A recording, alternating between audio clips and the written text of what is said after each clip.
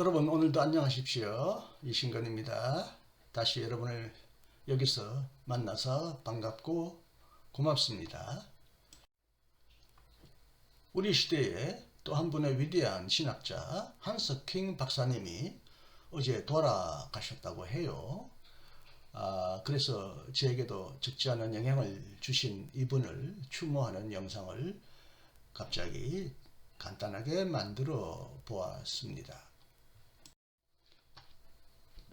한스킹의 생애와 활동을 간단하게 소개하면요. 1928년 스위스 루체른주 주르제에서 출생하셨습니다. 3월 19일 출생하셨습니다. 교황청 부설 그레고리안 대학에서 신학과 철학을 공부하셨습니다.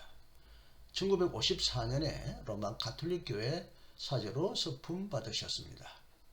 1960년에 튜빙겐 대학교 기초신학 교수로 취임하셨습니다. 1962년 제2차 바티칸 공의회 신학자문위원으로 활동하셨습니다. 1964년에는 튜빙겐 대학교 부설 교회 일치신학 연구소장에 취임하셨습니다.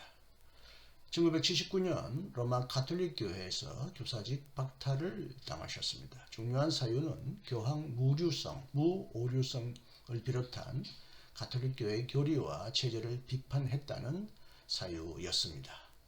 1996년에 공식적으로 은퇴하시고 튜빙겐 대학교 명예교수로 활동하셨습니다. 어제 93세로 영면하셨습니다. 한스킹 박사님의 저서를 소개하면 독일어로 된 책으로는 50권이 넘습니다. 참 왕성하게 활동하셨던 분으로 기억되고 있습니다. 한국에서 번역된 대표적인 책도 여러 권 있는데요. 교회란 무엇인가? 교회, 가톨릭교회, 왜 그리스도인인가? 오늘을 사는 그리스도인, 신은 존재하는가?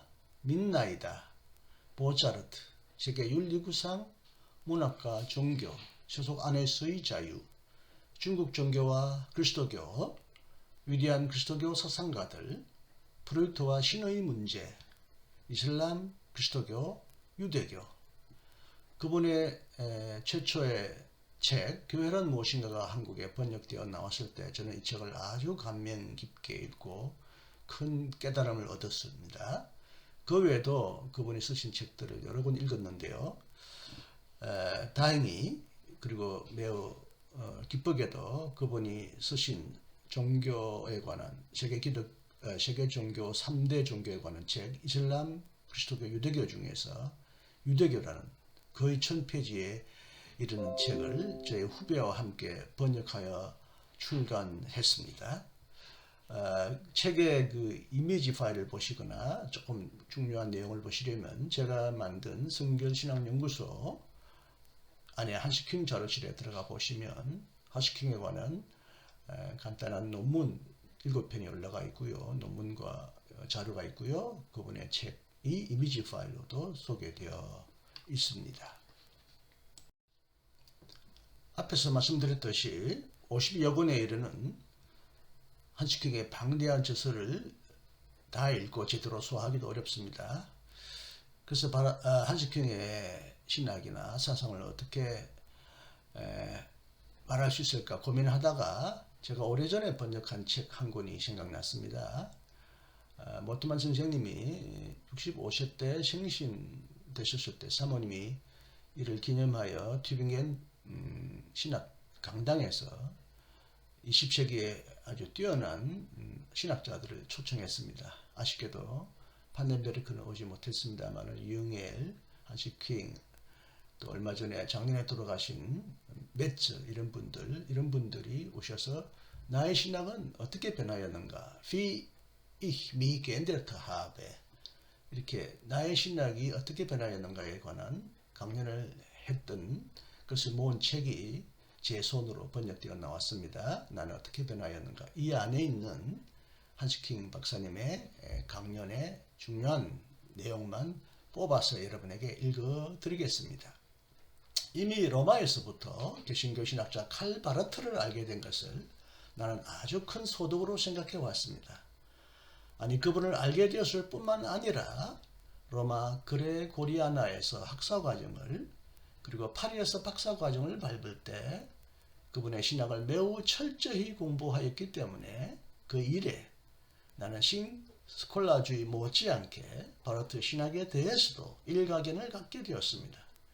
그래야 나는 개신교 신학도 바로 그 마지막 의도까지 알 수 있게 되었습니다. 하지만 우리가 바르트에게서 단지 그분의 교의학, 도그마틱의 거대한 건축미만을 보아서는 안 됩니다. 슐라이마허의 건축술에 대해서 경탄하듯이 그분의 건축술에 대해서도 나는 경탄해 마지 않습니다. 하지만 무엇이 중요한지, 무엇이 그리스도교의 본질인지, 그리고 우리가 하나님의 말씀과 계시를 심리학과 종교사로 해소시킬 수 없다는 점을 말해준 신학자가 우리 시대에 왔다는 사실, 바로 이 사실은 나를 지탱해주는 매우 든든한 밑받침이 되었습니다. 이처럼 비판적인 단계를 밟아온 과정을 나 스스로 외로이 바라보아야 했던 기간 동안에 로마와 스위스, 파리에서 이 위대한 신학을 공부할 수 있게 되었다는 사실은 매우 신나는 일이었습니다. 그리고 내가 칼바르트와 인간적으로 매우 친해질 수 있었다는 사실도 나의 온 생애에 결정적인 영향을 끼쳤습니다. 또 말씀드리고 싶은 점은 나의 박사 학위 논문의 주제였던 바르트 신학과 가톨릭 신학의 칭의론이 지금까지도 신학적으로 그리고 영적으로 나의 중심이 되고 있다는 사실입니다. 죄인이 어렵다고 인정되는 것, 이것이 나의 실존 그 자체입니다. 즉 우리가 어렵게 되는 것은 행위 때문이 아니고 신학적인 행위 때문도 아니고 신앙 때문이요, 하나님에 대한 흔들림 없는 신뢰 때문입니다. 이것은 그리스도인의 토대입니다. 그리고 어려운 일이 닥쳐올 때마다 나는 늘 이것에 의지해 왔습니다. 오직 믿음으로만, 솔라 피데.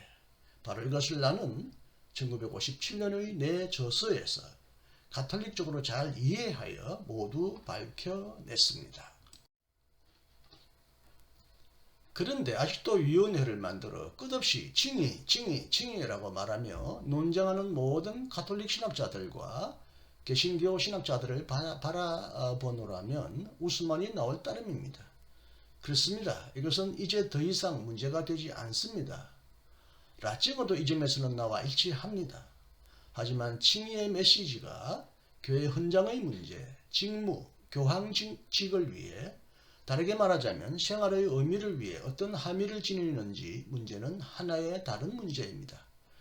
간단히 말하면 종교개혁, 즉 종교개혁적 패러다임을 나는 이렇게 일찍부터 알게 되었을 뿐만 아니라 나의 신학 안으로도 통합할 수 있었습니다. 그래서 16세기 신학 논쟁을 회고하게 되면 나는 이제 아무런 어려움도 겪지 않습니다. 가톨릭적인 넓이 안에 개신교적 중심을 두자. 이것은 지금까지도 변치 않은 나의 표입니다. 앞에서는 제 목소리로 한스킹의 신학과 생애를 소개했는데 때마침 유튜브에 2012년에 인터뷰한 동영상이 있어서 그분의 동영상을 조금 캡처해서 여러분에게 소개합니다. 페어니프티 글라우벤, 독일어 말로 이성적으로 신앙하는 것. 9년 전이니까 꼭 2012년이 해당되겠습니다. 이 동영상도 함께 보시기를 바랍니다. 감사합니다.